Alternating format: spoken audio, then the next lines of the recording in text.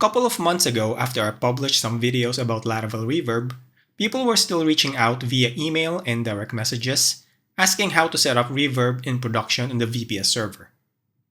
So today I'm going to take some time to explain the process of deploying Laravel Reverb in an Ubuntu-based production environment. I have set up an example here, as you can see. I'm using my own domain for this demonstration so we can simulate a production environment. This example is a simple Reverb setup that displays the number of likes for a particular profile. Under the Accounts menu, the idea is that this page will eventually display a list of user profiles. But for now, I only have one. So let's try giving Joel a heart or a like. If I click this button, it should increment the number of likes on the right side, which is displayed in a different browser.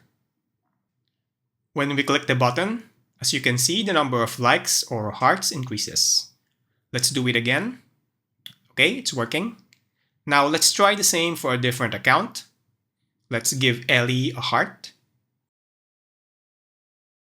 It works. Let's do it again. Okay, now it's 2. Let's give her a third heart. So that's great. It's working in production. Okay, so now let's begin setting this up from the start. But before we continue, we are not going to build the entire app from scratch, okay?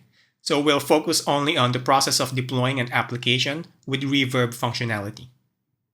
If you're interested, I have a video on setting up a production VPS server from scratch, as well as automating deployments with GitHub Actions.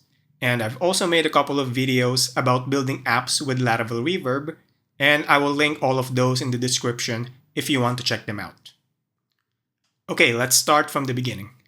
If I open the developer console, and if you haven't configured Laravel Reverb yet, you might see this error in your console. It says that a WebSocket connection can't be established. So let's head over to the Laravel Reverb documentation to check the deployment process. Under this section, let's scroll down. First, let's check the allowed number of open files. Each connection is represented by a file, so the number of allowed connections will depend on the values you see here. In the terminal, log into your server and run this command. In my case, it's 1024. This means my server can handle around 1024 concurrent connections by default. Of course, you can increase this number if needed, but for our use case, let's stick with the default. Laravel Reverb runs on an event loop, which is what lets it handle lots of WebSocket connections at the same time. By default, it uses stream select, which works out of the box but caps around 1000 concurrent connections. There is a faster option called ext-uv extension you can install later if you need to scale. But for now, the default setup is totally fine, so we will skip this step for now. Next, and probably the most important step, is configuring a reverse proxy to route traffic to Reverb. We need to copy this block of Nginx configuration code and add it to our Nginx site configuration file. So I'm going to grab this code. In the terminal, I'll open the Nginx site configuration for the app, which in my case is stored here. Please note that I'm using Vim as my text editor. If you're using Nano or something else, feel free to stick with that. So here is my Nginx site config file. It's pretty basic, nothing fancy here. I need to paste the block of code we just copied right here, inside the server block. Okay, so now save the file and close it. Let's run this command to make sure that we didn't commit any error there. As you can see, we're getting an error that says duplicate location on line 39. Let's open that up again. This error is happening because this location block is already declared. If we go back to the Laravel docs and scroll down, there's actually a note here reminding us that we need to specify the /app location block, which is where Reverb will listen for connections. Let's go back to the Nginx config file and simply add the word app right here.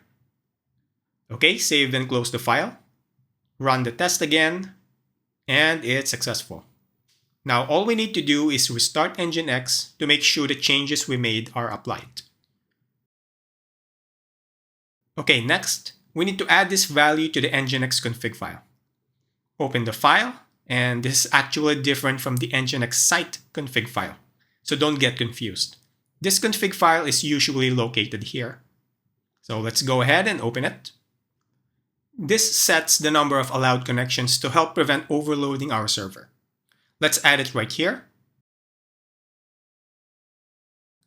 The worker connections is already set up to 1024 in my case. So I'll just add the multi-accept value here. Save the file and then test the config again. And if it passes, restart the Nginx server. Regarding the ports, I'm not going to change anything here. The default settings are fine, but you can read this section if you want to learn more. Let's move on to the process management section. It's highly recommended to set up a process manager like Supervisor to ensure that the Reverb server continues running even after a server reboot due to an update or any other reason. To start, let's copy this value and add it to the Supervisor config file. The file is usually located here. Go ahead and edit it. Let's place this at the bottom and change the value to 1024 as well. After that, restart Supervisor. Next, we need to create the process file itself. I'll name it heartme-reverb-worker.conf.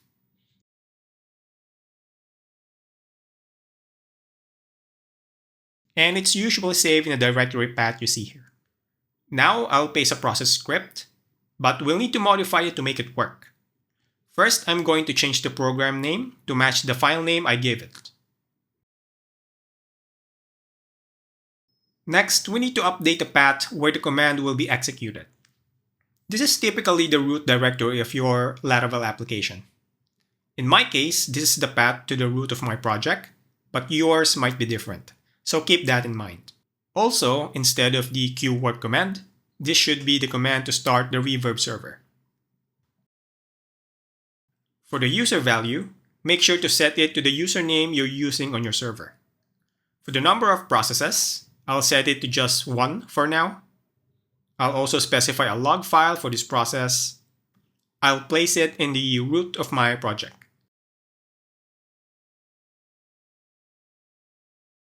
Okay, so this looks good. I'll save and close the file. Then I'll run this command to reread the new configuration file, followed by the command to update. And then finally, I'll start the process by running this command.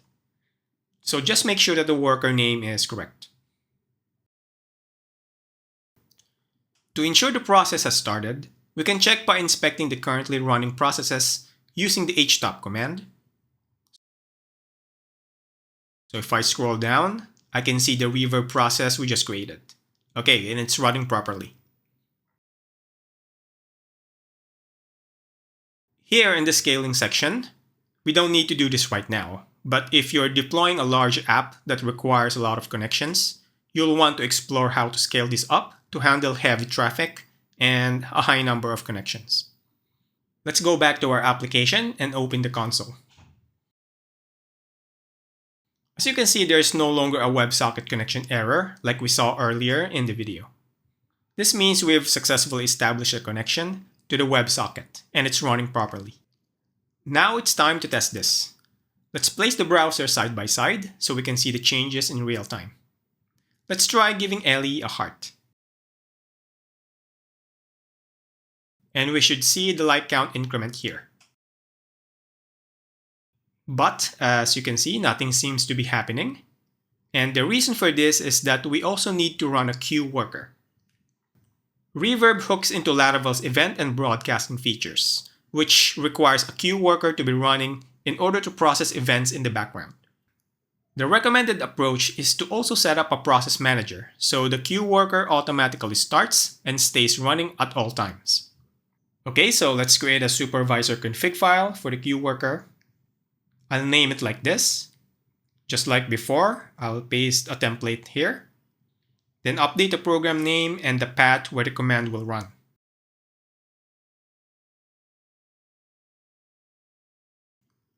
I'm using the database as my queue driver, so I'll change this from SQS to database.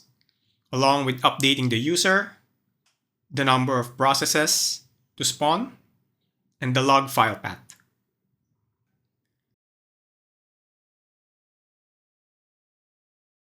Okay, save and close the file. And you should know the drill by now. Reread the config files to pick up the new one, run the update command, and start the queue worker process.